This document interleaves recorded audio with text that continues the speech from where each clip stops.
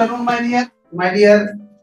इस समय हम बता रहे थे पिछले क्लास की बात कि पिछले क्लास में आप लोगों को 12th हिस्ट्री जो 3 पार्ट है उसका पहला पार्ट का शुरू किए थे, पहला चैप्टर जिसमें हड़प्पा सभ्यता के विषय में विस्तार पूर्वक अध्ययन करना था। और ये पॉइंट हड़प्पा सभ्यता के प्रमुख स्थल जो है ये शुरू किए थे। और इसमें हमने 2 लाइन दिखाए थे ऊपर में कि हड़प्पा सभ्यता में अभी तक 1022 स्थान का पता चला है, जिसमें से 406 पाकिस्तान में है और 1600 भारत में है। इस तरह से 2200 यार तुम लोग उल्टे पुल्टे बोलते हैं।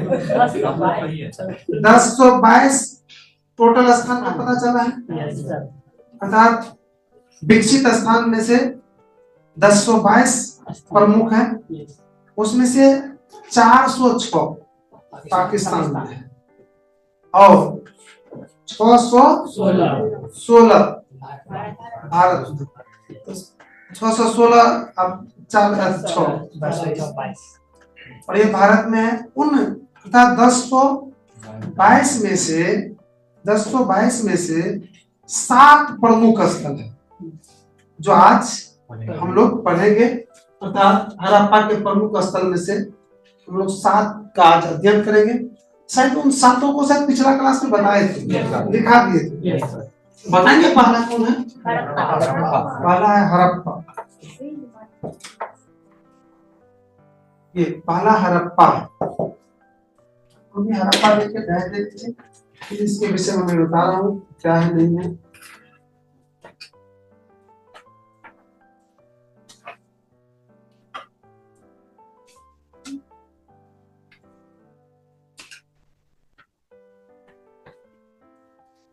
बोले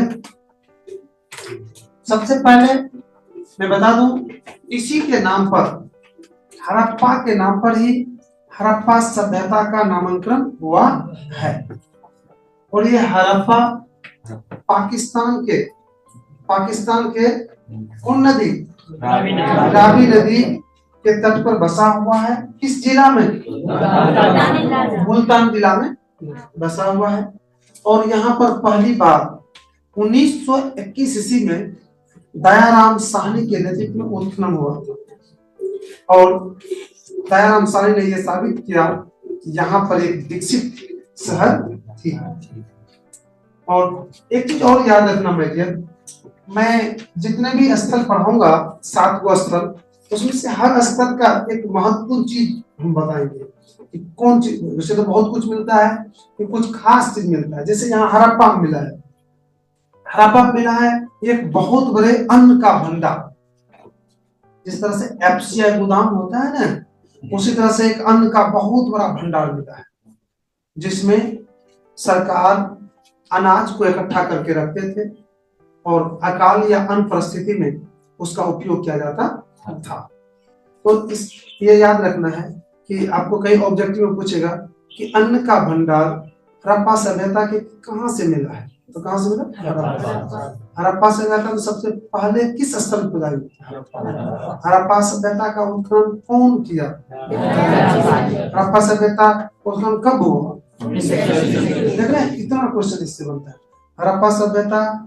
हड़प्पा किस नदी के तट पर है?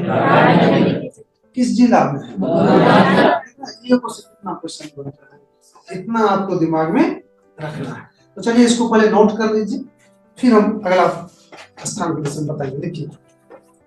देखिए यह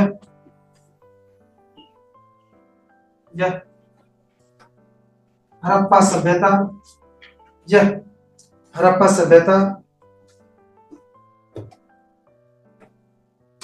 का पहला,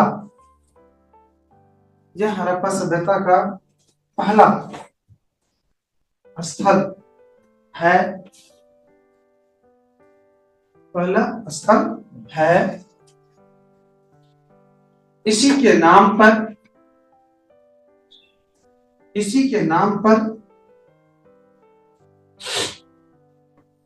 इसी के नाम पर हड़प्पा सभ्यता का नामांकन भी हुआ। इसी के नाम पर हड़प्पा सभ्यता का नामांकन भी हुआ।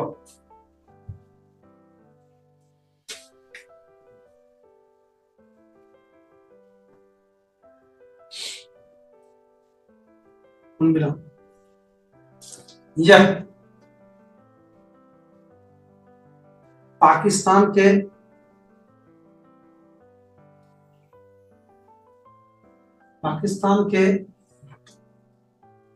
मुल्तान जिला, मुल्तान है ना? Yes sir. पाकिस्तान के मुल्तान जिला, पाकिस्तान के मुल्तान जिला में रावी नदी के तट पर बसा हुआ है। रावी नदी के तट पर बसा हुआ है।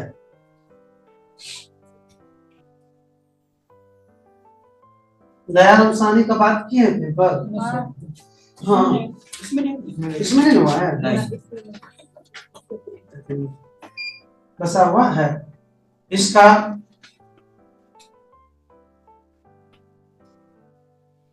इसका उत्खनन या खोज, इसका उत्खनन या खोज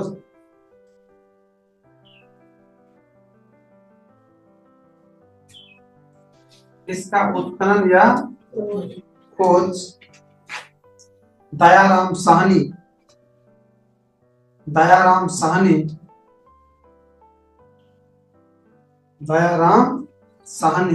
द्वारा 1921 ईस्वी में हुआ।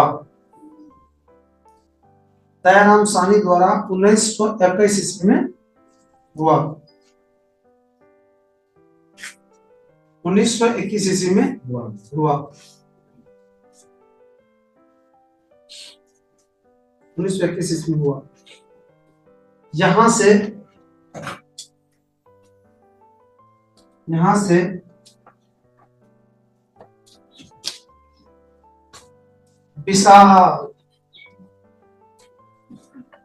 विशाल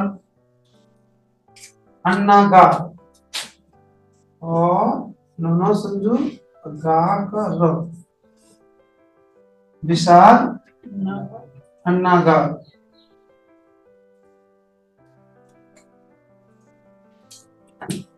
अन्नागार मतलब अनाज रखने का भंडार। अन्नागार का प्रमाण मिला है। इसको अंडरलाइन कर लीजिएगा। किसको? अन्नागार। ऐसे विशाल अन्नागार का प्रमाण मिला है।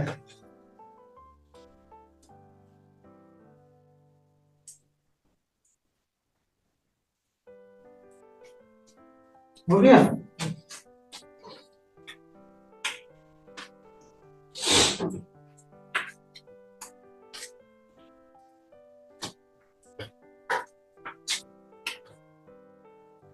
जल्दी मार्कर हो गया मेरी? हड़प्पा समझ में आ गया आपको बढ़िया से? चलिए नेक्स्ट। इस पर तो एक सिनेमा भी बनी थी मोहनजोदड़ो पर।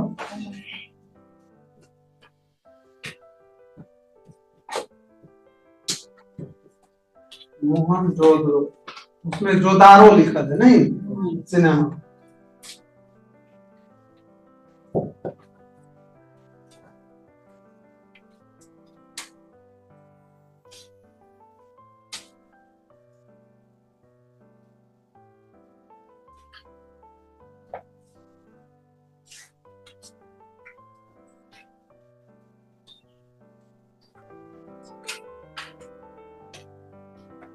बोले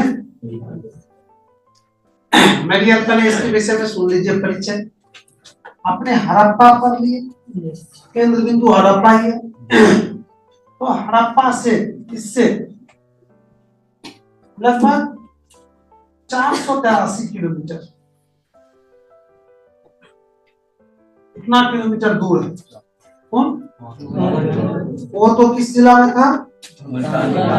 और ये लड़काना जिला में, पाकिस्तान के ही कौन जिला में? लड़काना। वो था सिंधु नदी में, और रावी नदी के तट पर, ये सिंधु नदी के तट पर। किस पर? सिंधु नदी के तट पर। बड़े थोड़ा सा है दोनों में, मिक्सचर नदी दोनों में है नहीं। सिंधु नदी के तट पर देखो, एक तो हड़प्पा से 483 किलोमीटर दूर, और कौन जिला? लड़काना। और किस नदी के तट पर? सिंधु नदी के तट पर बसा हुआ है। ये दो तीन चीज तो परिचय जान गए ना। अच्छा, वो पूर्वी तट पर था कि पश्चिमी तट पर? बताए होंगे आपको निश्चित रूप से, हड़प्पा के विषय बताए होंगे, निश्चित 100% बताए होंगे।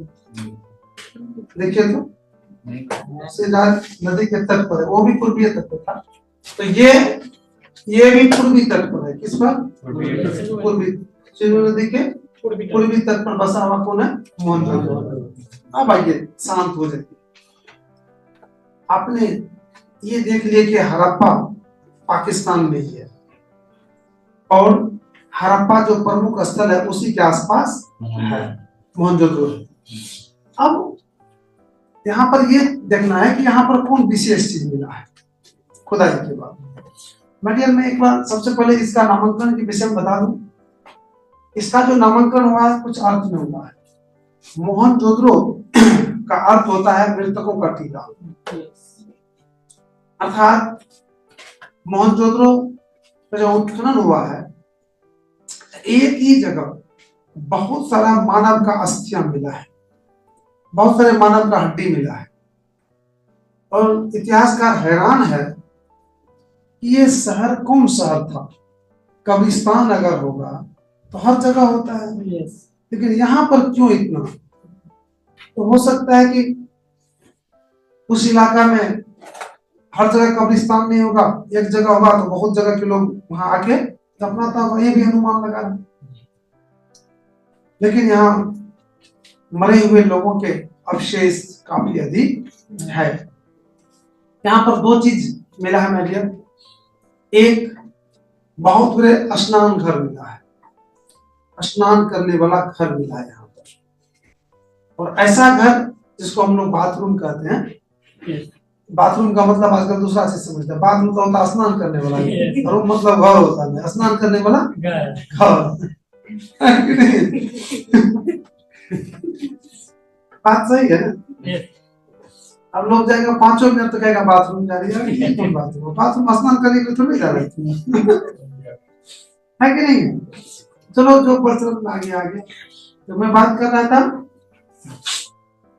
रहा था कि बहुत बड़े बाथरूम अर्थात स्नान करने वाला घर वहां पर मिला है, बहुत बड़ा।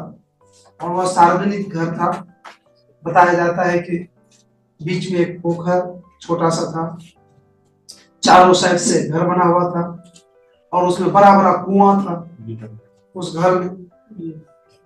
और वो 2 मंजिला घर था, और सब में चारों साइड से ऐसा अनुमान लगा रहा है कि उस इलाके में जो कोई आयोजन होता था, फंक्शन होती थी, तो वहीं पर होता था। वो सामूहिक रूप से सैकड़ों लोग एक साथ स्नान कर सकते थे, ऐसा सिस्टम था। और पानी जो सारे कुआं से एक जगह पोखर में इकट्ठा होता था, और पोखर से नाली बनी हुई थी खेत पर इकट्ठा होके, और पानी का फिर सिंचाई में उपयोग किया जाता था। पानी अंदर नहीं जाए इसके लिए पोखर में उस सीमेंट से वो चारों साइड से किया हुआ था, ताकि पानी जमीन नहीं सूखे। पूरा स्टोर करके पानी को रखता था वहां पर। स्नान किया, उसके बाद खेत में जाएगा वो पानी। तो देखिए कितना सिस्टम में था। तो वही एक विशाल स्नानागार मिला है, और एक विशाल स्मारक। स्मारक मतलब वही कब्रिस्तान कहिए कि जहां लोग को दफनाया जाता था, वो कहिए। हिंदू कहता है उसको स्मारक, मुसलमान भाई कहते हैं उसको कब्रिस्तान या कब्र कहते हैं, नहीं? तो वो मिला है, दो चीज मिला है, याद रह जाएगा। उसमें क्या मिला था? नहीं हड़प्पा में अन्न का बड़का भंडार, इसमें ये चीज, यही दो तीन वो चीज कंफ्यूजन होता है और ये ऑब्जेक्टिव में पूछता है बराबर। और कहाँ है तो मैं ये हड़प्पा दयाराम साहनी, इसको राघव दास बना, वो 1921, ये 1922। पाकिस्तान में ही है, तो इसका खोजकर्ता या उत्पन्न करता राघव दास बनर्जी। कब? 1922। कहाँ? पाकिस्तान। किस नदी के पास? सिंधु नदी के पास। नहीं, यहाँ पर कौन प्रमुख स्थल?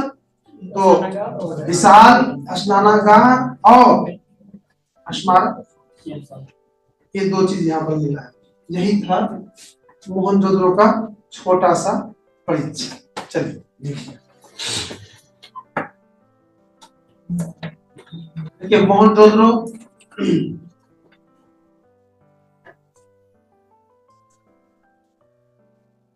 मोहनजोदड़ो शब्द का शाब्दिक अर्थ, मोहनजोदड़ो शब्द का शाब्दिक अर्थ, शाब्दिक अर्थ मतलब समझे मेरिया, जिस समय वो शब्द बना था, जिस समय वो शब्द का जन्म हुआ था, उस समय जो उसका अर्थ होगा। उसके बाद हो सकता है कि उसके अर्थ का उपयोग, उस शब्द का प्रयोग अलग अलग अर्थों में होने लगा हो, अलग बात है, लेकिन शुरू में जिसके लिए उस शब्द का प्रयोग किया गया था उसका अर्थ बताने जा रहे हैं। क्या लिखे? मोहनजोदड़ो का शाब्दिक अर्थ मृतकों का टीला होता है। शाब्दिक अर्थ मृतकों का टीला होता है, मृतकों का टीला होता है।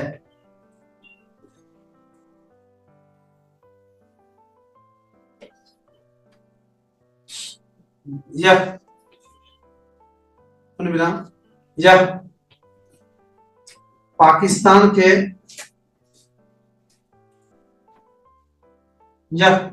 पाकिस्तान के लड़काना जिला, यह पाकिस्तान के लड़काना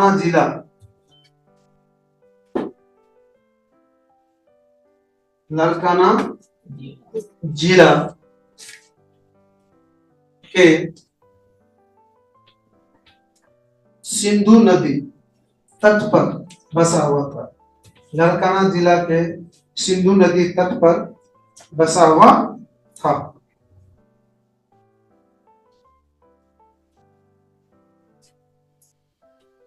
सिंधु नदी तट पर बसा हुआ था।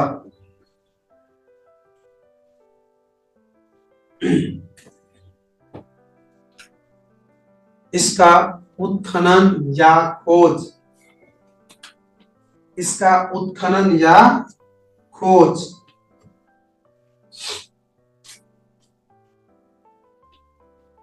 इसका उत्खनन या खोज 1922 ईस्वी में 1922 ईस्वी में 1922 ईस्वी में राखल दास बनर्जी द्वारा किया गया। राखल दास बनर्जी द्वारा किया गया।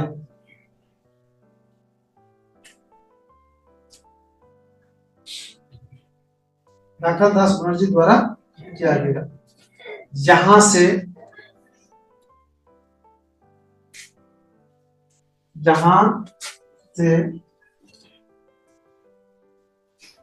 विशाल स्मारक,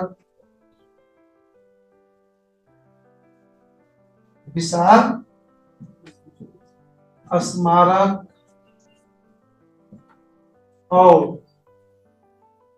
बड़ा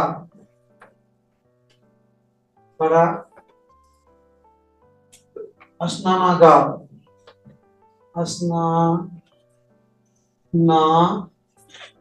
गार। स्नानागार मतलब वही इंग्लिश में क्या कहते हैं इसको, बाथरूम नहीं, बाथरूम, ठीक है, इसको इंग्लिश में कहते हैं बाथरूम।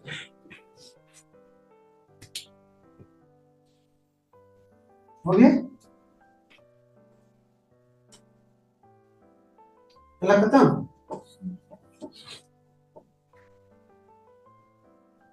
क्या सेंटेंस मिला, क्या लिखा यहाँ है, से विशाल स्मारक और बहुत बड़ा स्नानागार घर का अवशेष मिला है, का अवशेष मिला है। आज थोड़ा कम हो गया, मिला है, स्नानागार स्नानागार का अवशेष मिला है। मेरे राय थोड़ा सा कम आप लोग को हुआ, पता नहीं शुरू से ही थोड़ा सा हो जाता है ना, बीच लेते हैं क्योंकि इससे के बाद फिर आप लोग को ट्यूशन है बहुत सारे बच्चे को, इसलिए आगे नहीं पढ़ पाएंगे। आज की क्लास को यहीं पर हम विराम दे रहे हैं।